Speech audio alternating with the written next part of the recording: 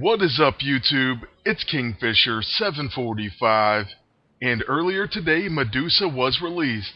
So let's go ahead and take a look at this brand new character, and then I will recruit her, and then I'll show her off in battle, but it will be at lower levels. First things first, it is the modern Medusa costume. She happens to be an infiltrator, and she has two passives. The first is called Hair Raising, chance to reduce the damage of incoming attacks. And she has an increased chance on attackers affected by Tied Up. This actually goes along with her level 1, which we'll take a look at in just a moment. Her second passive is Queen of the Inhumans. All allies gain Inhuman Majesty, increasing all stats, and grants Inhuman allies immunity to opportunist debuffs. Currently, the other Inhumans in the game include Black Bolt and Thane. Moving on to her level 1, it's called Splitting Hairs.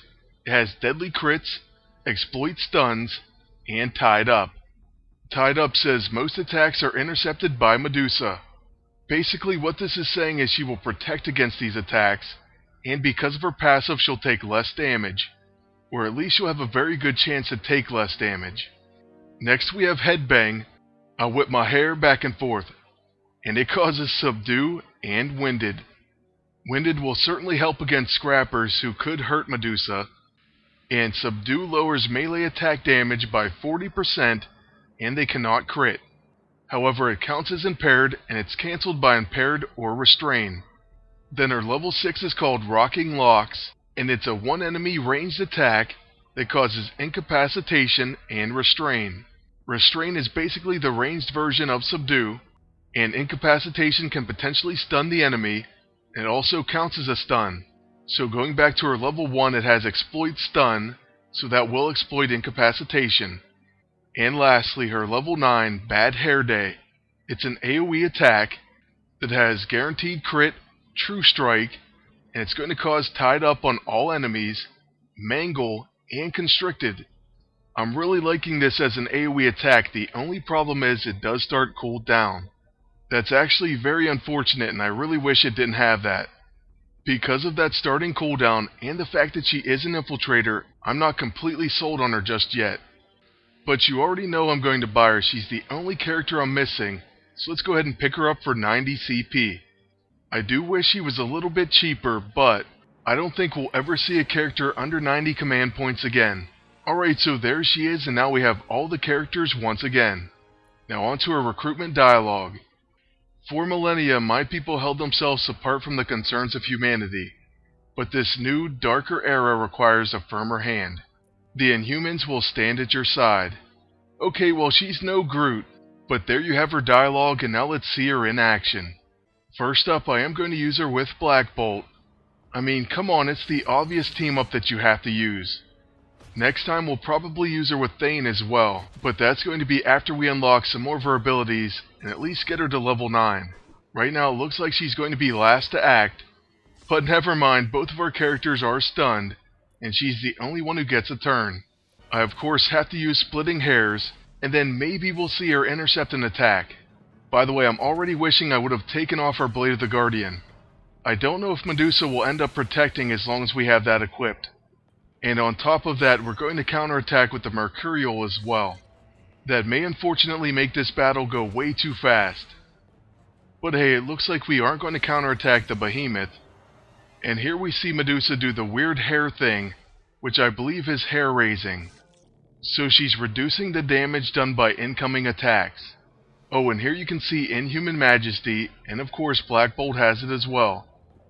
All allies will gain it, but Inhumans also get that immunity to opportunist debuffs. Anyways, with our increased stats, we're going to use our level 6 Whisper. This of course is an AoE attack, and it does crit. But it also causes a counterattack, and 2 out of 3 of our teammates dodge. With my agent's turn I'll use the Light Fantastic, and then once again we'll use our first ability with Medusa, Splitting Hairs. This time I'll go ahead and place Tied Up on the top Behemoth. Both enemies happen to be stunned, so now on Black Bolt's turn I'll use our level 9, and that's Power Word. We do knock out the Infiltrator, and now only the Behemoth remains. Now with my agent, this time I'm going to use Recharge, and that's because I'm purposely drawing this one out.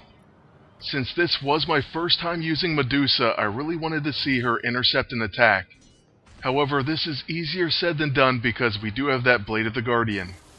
At this point I decided I'm just going to finish off the enemies, and then we're going to take the Blade of the Guardian off for our next fight. Plus I decided to go ahead and level Medusa to 2, and that way at least we have 2 abilities to choose from. So let's make quick work of these 2 Reavers and then we'll jump ahead in time. A Blade counter takes out 1, and then we'll use the Blade of the Guardian on the second one as well. Now like I said, that was the first time I ever used Medusa in combat, and we got her a decent amount of XP. After this I did take off the Blade of the Guardian and I added the Cosmic Cardinal. I also finished leveling her to 2, and then we jumped into a boss fight where they're going to make us use Moon Knight. First up is going to be my agent, so let's use the Warbringer Axe to start things off. Then Medusa is going to whip her hair back and forth and use a headbang. You go, Willowsmith.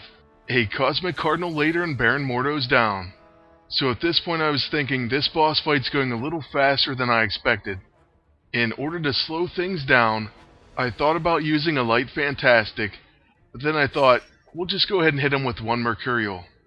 Next we're going to use Splitting Hairs and place Tied Up on Kang. This of course causes another Cosmic Cardinal hit.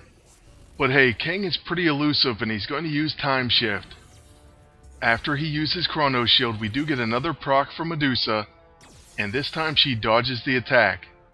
Then since he's a tactician, we also get a counterattack with Splitting Hairs. Now our Moon Knight's going to use a Blood Moon, but he does get preemptively countered, and we miss completely.